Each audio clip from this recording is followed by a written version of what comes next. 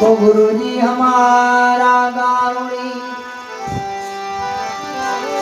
गुरुजी हमारा गावड़ी मुझ पर करी मेहर।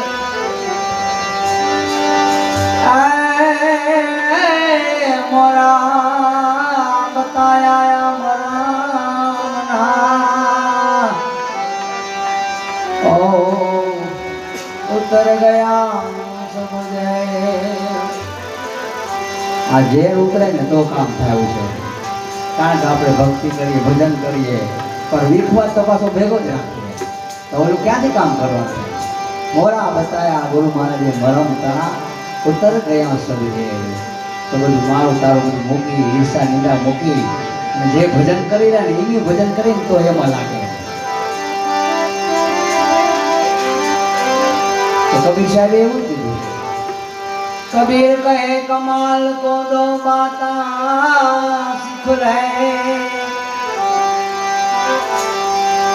एक कर ले साहेब नी बंदगी